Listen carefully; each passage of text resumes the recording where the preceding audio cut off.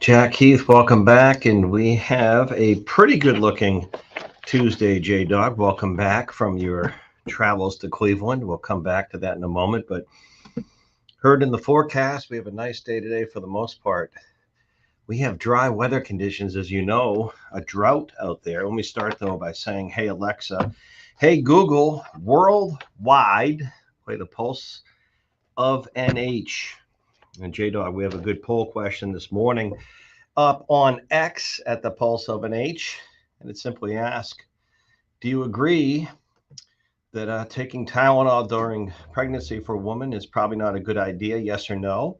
And that after President Trump yesterday afternoon talked about autism. We just want to get that question up there. J-Dog, before I go much further, I was going to say we might actually have something we haven't seen in a long time. Over a few day period, we might actually get some rain. So that's what might be coming down a little bit, especially Thursday. But J-Dog, good travels to Cleveland?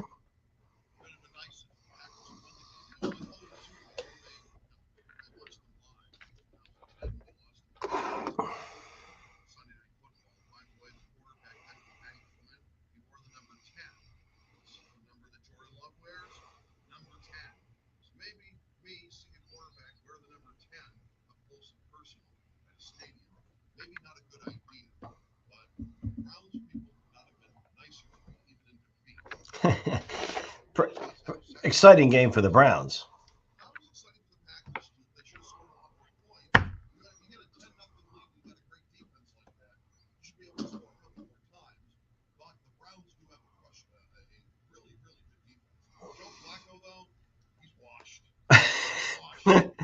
Hey,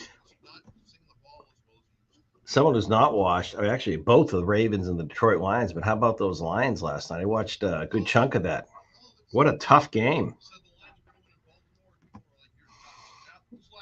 Yeah, 68 total points, something like that. That was a big one. Yeah, it was a big one. Tough game. Yeah, tough. Both teams are tough. Thank you, Jada. Coming up, we're going to hear from John Decker, our own White House correspondent this morning, ahead of the president later this morning as speaking at the United Nations. No doubt, I think more focus on the Middle East and Gaza hostages, but I think you're going to hear the president talking about his pro-U.S., pro-American, sort of anti-globalist or global institutions philosophy. But we are getting news this morning. Secret Service, according to reports nationally, dismantling a telecommunications threat near the UN General Assembly in New York, which is going to be the focus of the world in a little bit.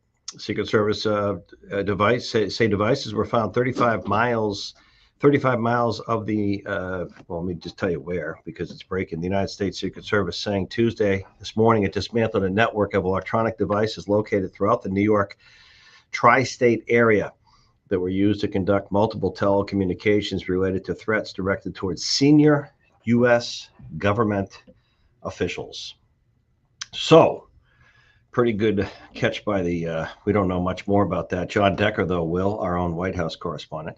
Some of the other news talk happening this morning. So to me, it's in the category, I'll be totally candid. As I said before in the show, I may be one of the few people or listen to out there. J-Dog, you and I are both Android phone users, speaking of electronic communications, that I don't have an Apple product or phone, never have, and I never watched one episode of Survivor, and I never watched maybe, I don't even think 10 minutes, one full episode of Jimmy Kimmel. Fact is, I'm not up that late. The other fact is, no, nothing to do with Apple. Oh, nothing to do with Apple. I'm just pointing out unusual things. Who hasn't watched an episode of Survivor? Who hasn't bought an Apple? And Jimmy Kimmel, I'm sure a lot of people haven't watched it, but I never have. But Disney announcing he's back on, but not all the ABC stations. The only good news for Kimmel is this is making his ratings go up, because no one was really talking that much about his show before. Yeah.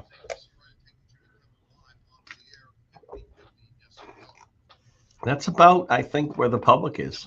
Yeah. All right.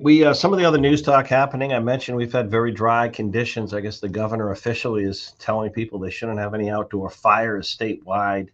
It's been really dry, really nice, but really dry. We might get some showers later, but certainly looks like more Thursday than anything else. Maybe tomorrow a little bit, but Thursday definitely cooler, and going to have some showers on Thursday. Coming up on the show, I want to, I've talked a lot on the show, and more of you are feeling it. Oh my goodness, we are feeling this. We pay some of the highest per capita electricity rates for energy in the country. I was just talking to one of our marketing associates, Brian, yesterday downstairs. He was saying, we are getting hammered. And Maine's even worse. I'll come back to Maine. I think tomorrow's the day, isn't it? Isn't tomorrow the 24th? Yeah, tomorrow's the day where $118 million in new taxes hit Mainers right between the pocketbook and the eyes on everything from fishing licenses to four-wheelers to pensions to cigarettes to prescription drug, all the stuff. They are taxing the you-know-what out of you in the state of Maine, and they have an income or sales tax, and they have high property taxes. They just don't know how to manage fiscal stuff in Maine, but keep voting the same way and tell me how that works for you. But here at home, we are paying huge, high electricity rates. And right now, you should be aware that one of our tremendous sponsors, AARP of New Hampshire, is trying to get the Public Utilities Commission and the governor, I think, Kelly Ayotte's in favor of this, of having another open public hearing on the recent decision to raise rates and all the other rulings that benefited the big utilities. That's right. There were I didn't see one concern, not one concern from the Public Utilities Commission about ratepayers, customers, those who have to pay $500 or $600 a month for electricity instead of $180 or $200. That on top of healthcare costs, grocery bills, rent, mortgages, unaffordable housing in New Hampshire and Maine, and we are paying these huge rates. Well, tomorrow we're going to hear from the president of Eversource. They reached out to me. They're coming into our studios. You're going to want to hear that. 10 o'clock. Yours truly, the head of Eversource, the largest utility in our region. And I have some questions, and hopefully he has some answers. That's tomorrow morning live. We're here. Good morning, New Hampshire, the pulse of NH. A lot going on out there. Hey, by the way, I heard this one this morning. Please help me on this one. I mean, if you want to message in, a lot of people will have on their show page at the pulse of NH. So we had a live hit yesterday. What a way to run a federal government. Congress, oh my goodness, Congress. What will we do without them? Congress, Republicans and Democrats. So they're battling again over keeping the federal government open. Got to keep the government open. We can't have a government shutdown. Now, we have a debt that J-Dog has to edit and remind me every week or two. It goes up another few billion. We have, what, a $37 or $38 trillion debt? I'm worried about Social Security, and I don't even receive it yet. In 5 years, if we don't do something, it's not going to be solvent. 37.5 trillion. Thank you, Dog. 37.5 trillion. And they can't agree on keeping the government open or not. A couple of years back, I'm just going to tell you the way it is. You may not like it, but it is a fact. A couple of years ago when Chuck Schumer had the calm, do you remember?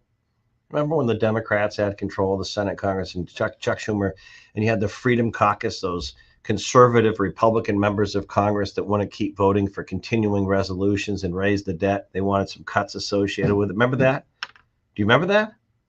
Do you remember that? I do, like it was yesterday. Claire is a mineral bell. I remember it like it was yesterday. And what Schumer and the Democrats in Congress would say, it's so irresponsible of Republicans to want to shut the government down. We can't default on our obligations. Does that ring a bell? Ding, ding, ding, ding. Rings a bell, doesn't it? We can't default on our obligations. Those irresponsible Republicans. And now, shoes on the other foot. Schumer is the minority leader. Democrats want to shut the government down, and they want to blame Republicans' politics. And they'll say, they'll blame the Republicans if you don't get your checks and your benefits and get paid as a federal employee. FAA, all that stuff. Here we go again. And you know what? It's till the end of the month. There's like a week for them to work it out. But this is what I heard this morning. And you heard Caroline Leavitt, press secretary for President Trump, saying, we just want a clean bill that would continue to fund the government. Just get it done. I guess President Trump said he's willing to meet with Democrats. Let's get it done. I heard this morning that one of the things, you ready for this? This is under the category of common sense. One of the things that Democrats want to agree to any continuing resolution, which is gobbledygook congressional lingo for funding more to keep the government open. Spend more, keep it open. Spend more, keep it open every 6 months. Spend more, keep it open, or have a government shutdown. Spend more, keep it open. Spend more, keep it open. I'm hearing the Democrats would concur.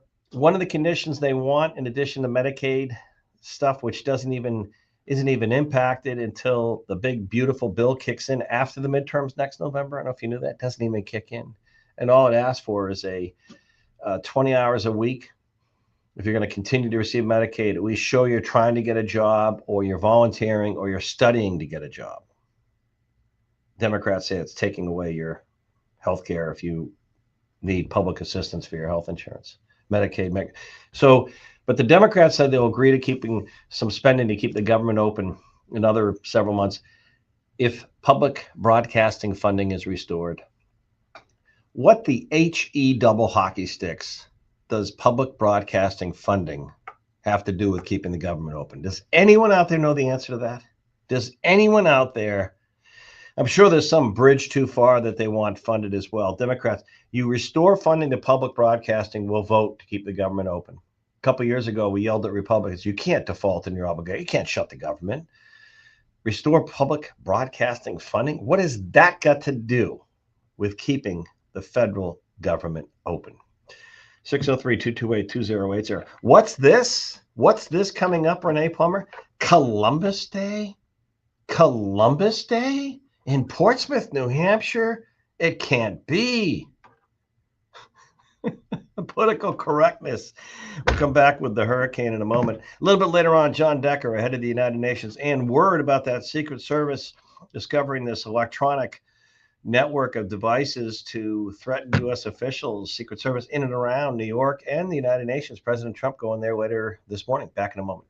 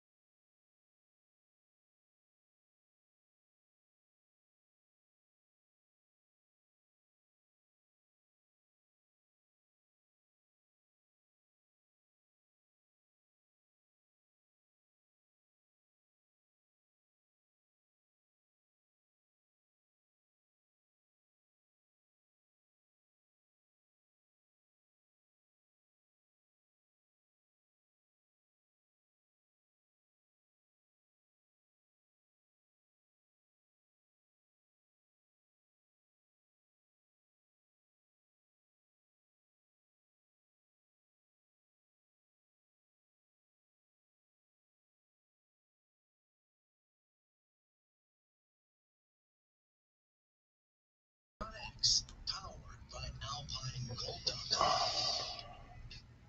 Good morning, New Hampshire, live from the Outdoor Pride Studios.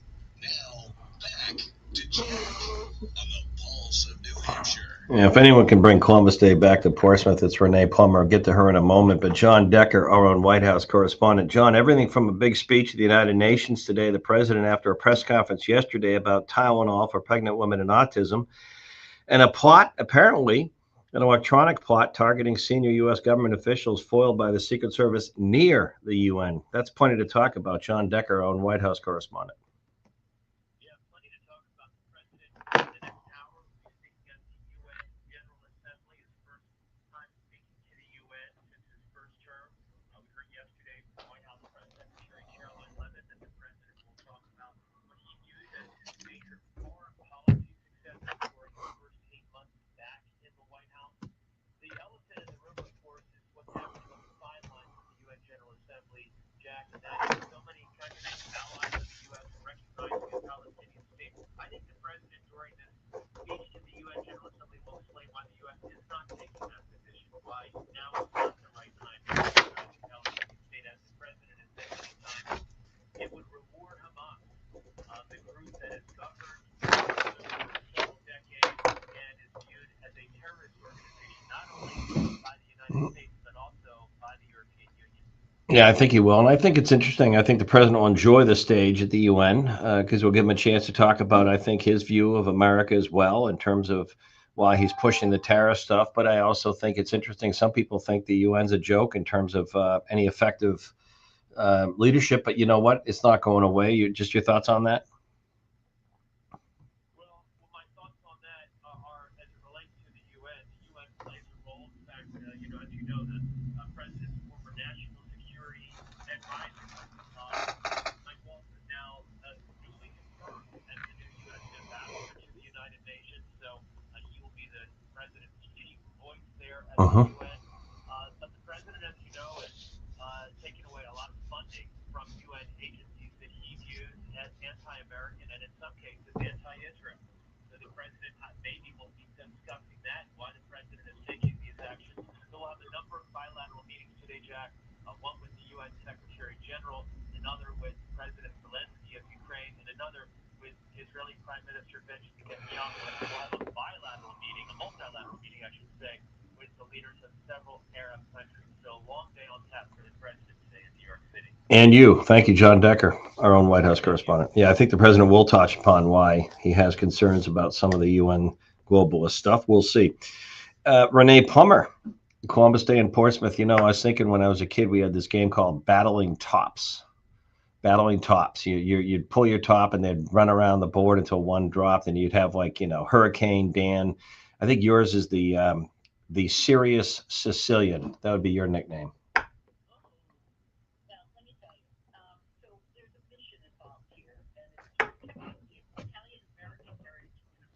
But not in Portsmouth.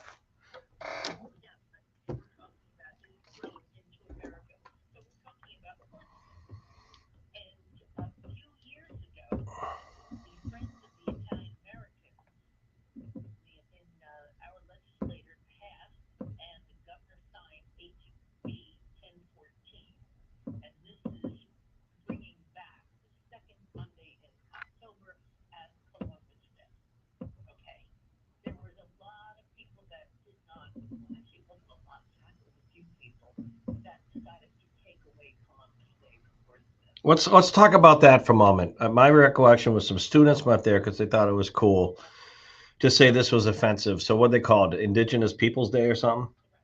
Okay, that's Portsmouth. So they took away Columbus Day in Portsmouth, and go ahead.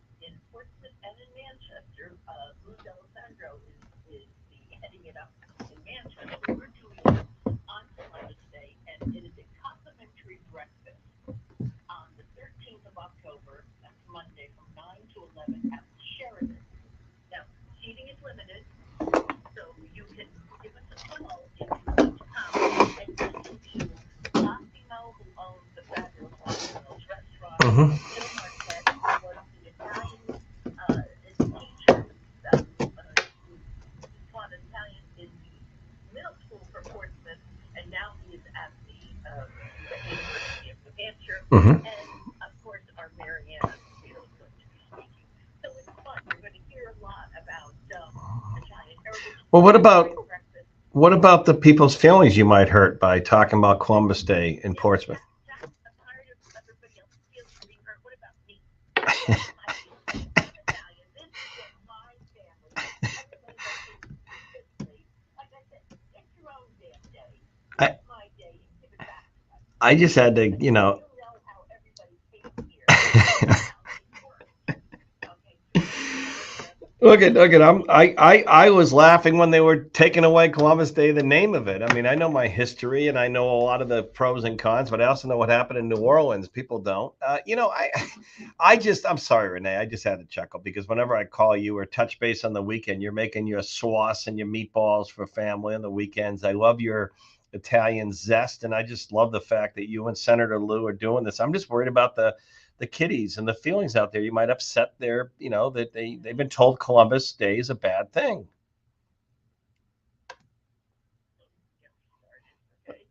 Well, it's not hard. I was, I think it was Swampscott Junior High School. With you, it's easy to get you going. I used to sit there when I'd be bored in class. What a surprise, right? I'd be bored in math class, and I had a buddy named Jeffrey Earp. True story. Good friend. We sat in the back. I think it was alphabetical E, F, G, H. I was near him in the back, and I'd be bored in the class. So it's like getting you going, just tweaking you. And I used to do it to my sister-in-laws. I'd say, knock it off, Jeffrey. I'm trying to pay attention to Mrs. Dutton here in math. He'd say, I didn't do anything. I'd say, knock it off. Leave me alone. I'm trying to pay attention to Mrs. Dutton in math. And he'd do, I didn't do anything. I go, Jeffrey, seriously, I have a hard enough time with algebra. And Mrs. Dutton would say, Jeffrey, detention today, 1 hour for distracting Jack.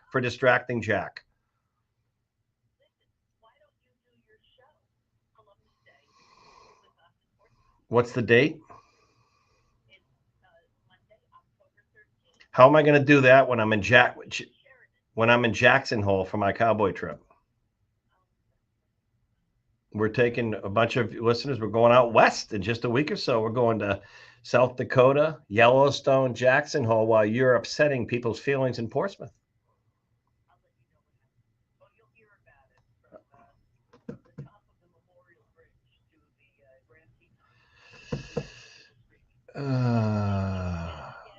Good for you. Good for you, by the way. Are you gonna make some Sicilian sauce for that breakfast?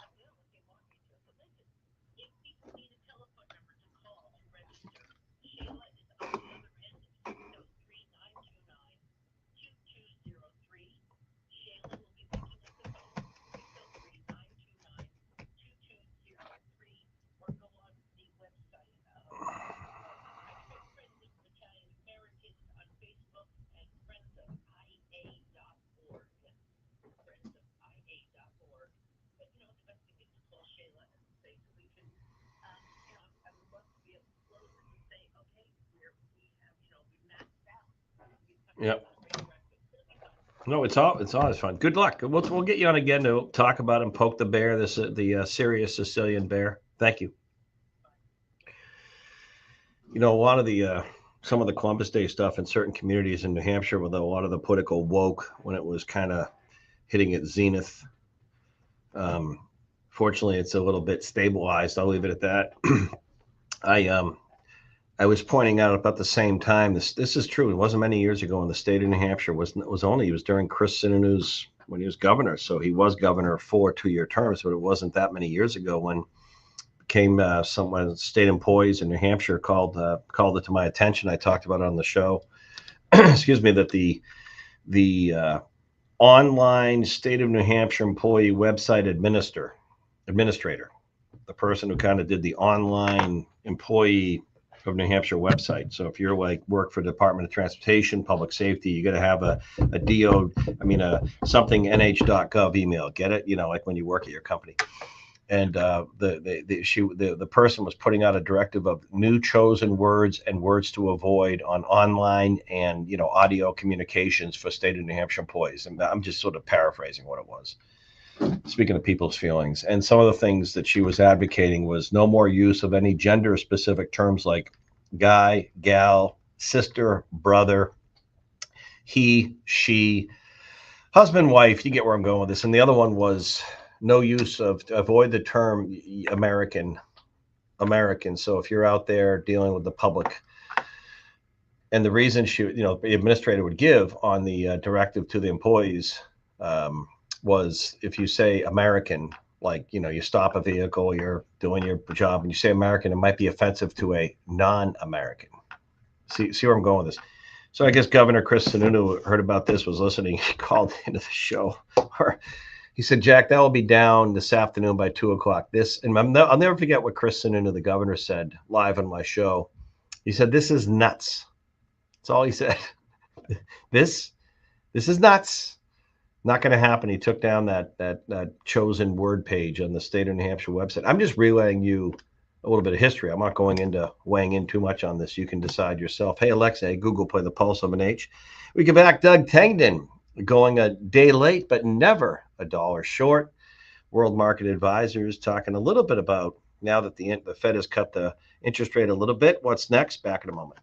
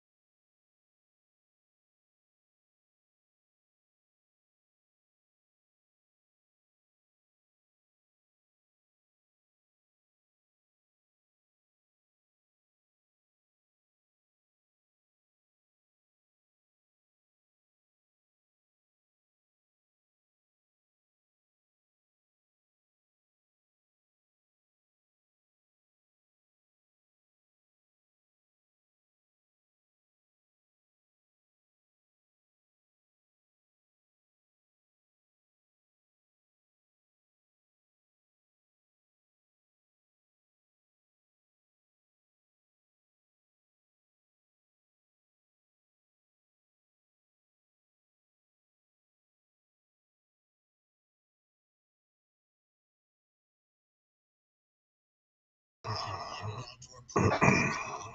Now back to Jackie on the Pulse of New Hampshire. I had one of our listeners, I don't know if they're listening online, or one of our great AM and FM stations at the Pulse of NH network here in our region asked, did you really do that in junior high school? And the true answer is yes. I haven't touched base with Jeff Earp in decades, but yes, I used to get him into trouble by innocently ask him to stop bothering me during math class, to the point the teacher would hear about it and then have him stay after school for detention, and he did nothing. But I said, leave me alone. I'm trying to pay attention and understand Mrs. Dutton's math problems. Yeah, I did that because I was bored. Hey, Alexa. Hey, Google.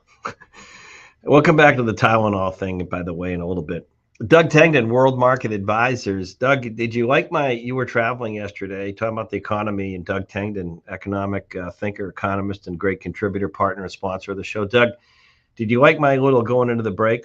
Doug Tengden going a day late today, but never a dollar short. That was very nice, Jack. No, we're not.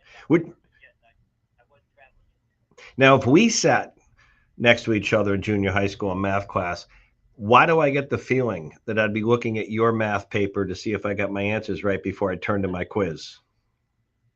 Well, I don't know. I did enjoy that class in junior high school. That's correct. I And, remember geometry. oh my God. You know how hard it was for me? I was just a language history type. But I'd sit next to some gal friends once in a while, like in chemistry and math class. And you know what I always wondered? I used to say to, like, and this is all true story. I have great fond memories of high school and junior high school in Swampscott, a nice little town north of Boston. And Harriet Kaplan or Amy Esturkis, buddies of mine, I'd say, why is your penmanship so neat? It would be like perfect. And me, you couldn't even read my garbly-gook scribbling, but I could say, what's 5C is the answer, -2 squared. Okay, thank you. All right, Doug. What's going on? And by the way, I want to give you a serious note. I don't know if you saw this. We got a statement from the New Hampshire Department of Employment Security on the unemployment rate. Slight uptick looking back, just in July of 2025. Slight uptick up in New Hampshire unemployment numbers.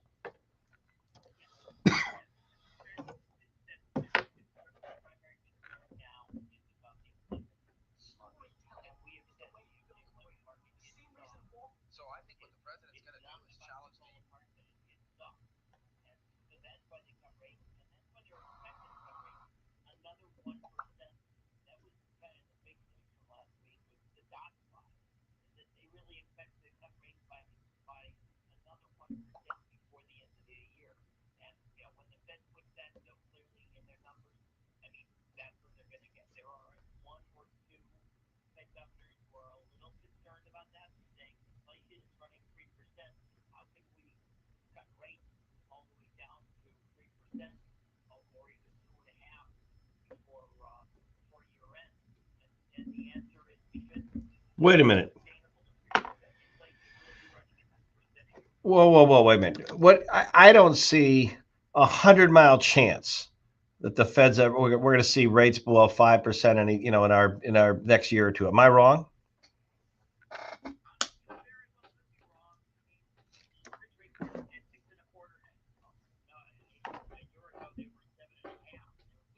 Yeah, but you mentioned the hypothetical of 3% again. I've told younger folks you're never going to see that.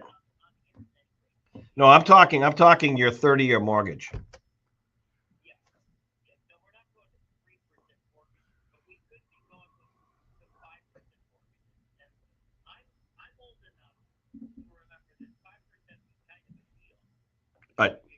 A deal? Doug, I remember our first home, my first job my second TV job at WMUR, when we were getting a home in that Bedford Goffstown area. I remember running to the bank. Of course, 5 of those banks were closed on Elm Street. Running to the bank the next morning to lock in an interest rate to get the home, and it was like 14.5% fixed.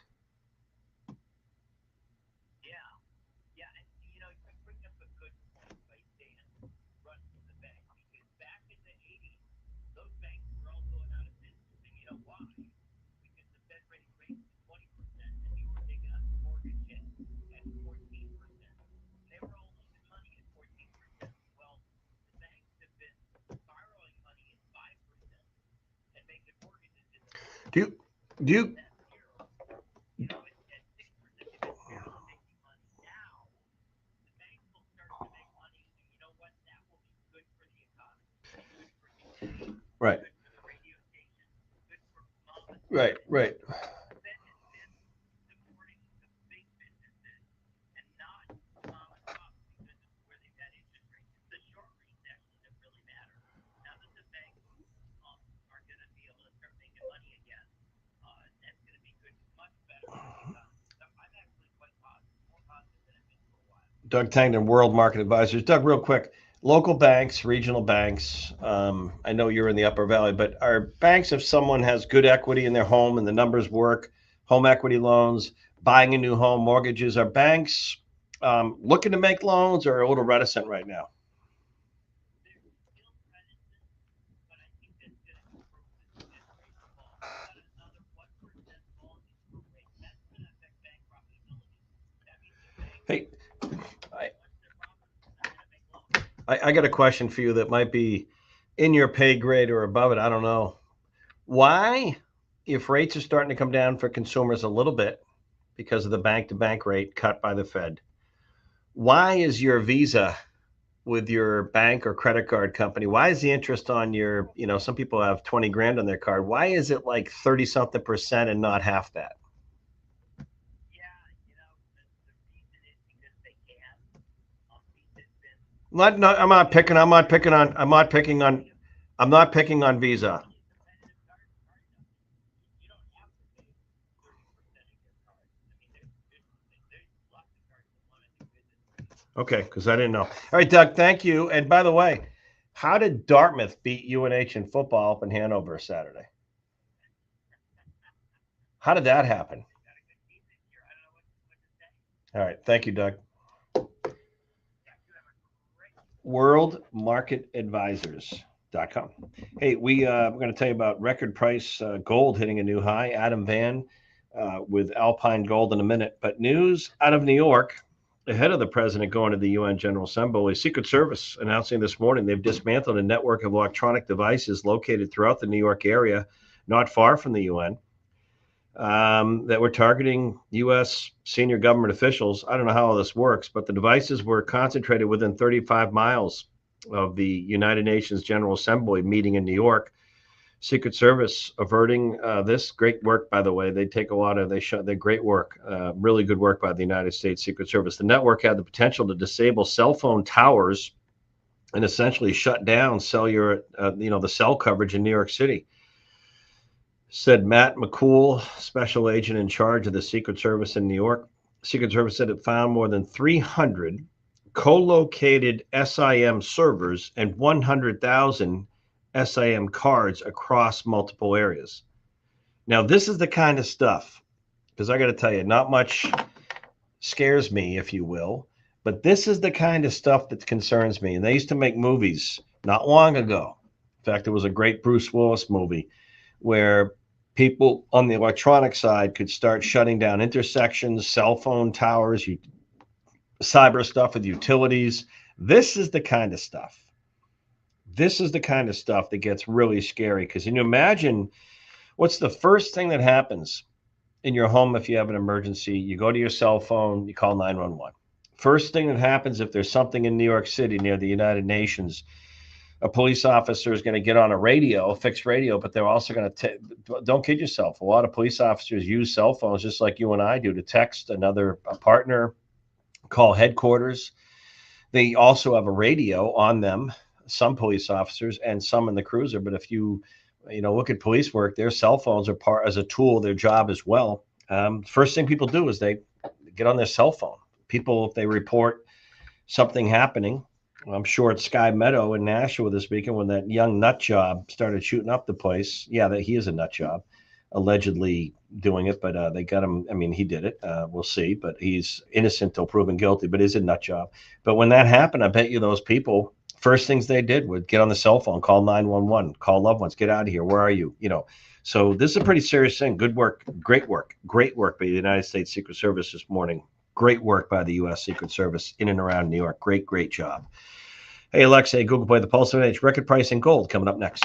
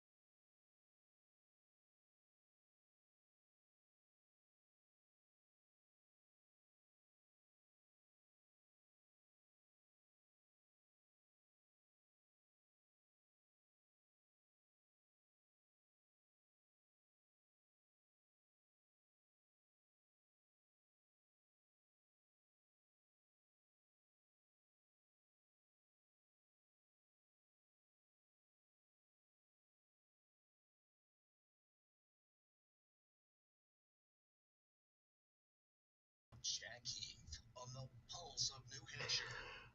All right, we are back. And reminder, 9 to 10 hour, you can watch us. You can watch us streaming on our own channel, The Pulse of an H, on YouTube.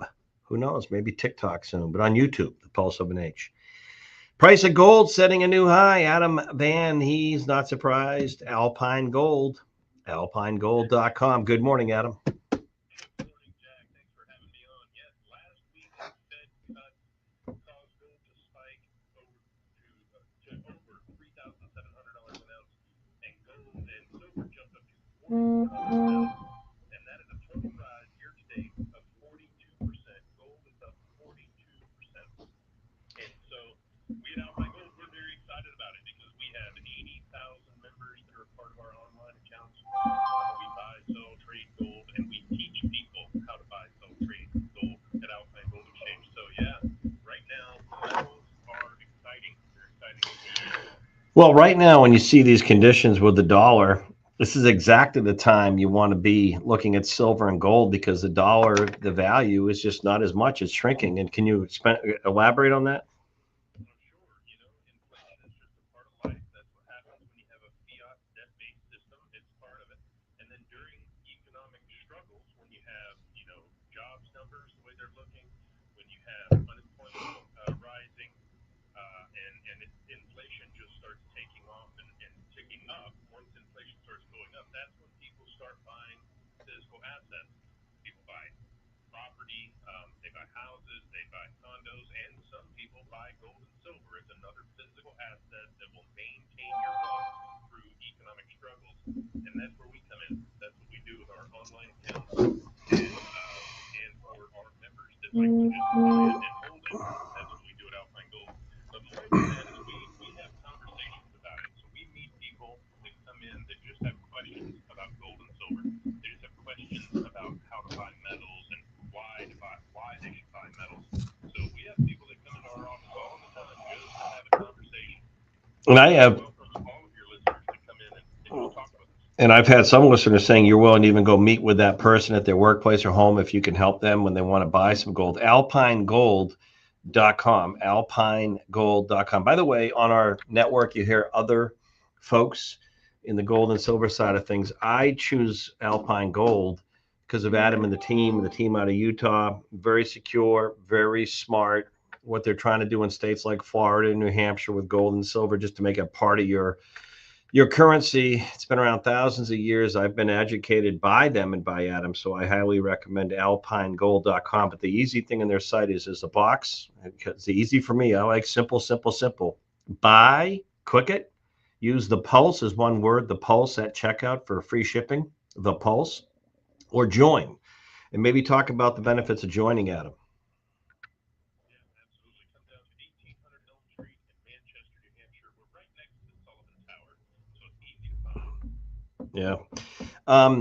Now, the other thing I was just going to ask you too is silver.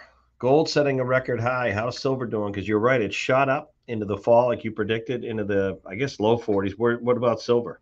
Silver is in a position right now that's unprecedented. It's in a position now that normally the ratio of gold to silver is normally 40 to 1. So usually gold is about 40% higher than silver, or 40. I'm not saying it right, but it's 40 to 1. But right now, gold is 80 to 1. The ratio is 80 to 1 over silver. So as exciting as gold is, the growth potential is in silver. That's where we should be looking at $80 to $100 an ounce silver. The tech industries are renewing their raw materials contracts with all these mining companies, and we have processors all throughout New England that are buying silver as quickly as they can, and it's all for the kiln. They're putting it in the pot, and they're melting it down, and they're selling it as raw materials to these tech companies. So silver is on the rise. It's got more potential than gold to jump up. So I'm liking silver right now. I'm buying silver. All right. Do you think it's going to continue? It has room to continue to shoot up? I think it has continued I think it has room to keep going up, and then more than that, it's sustainable. We have this really firm inflation right now that's not going away.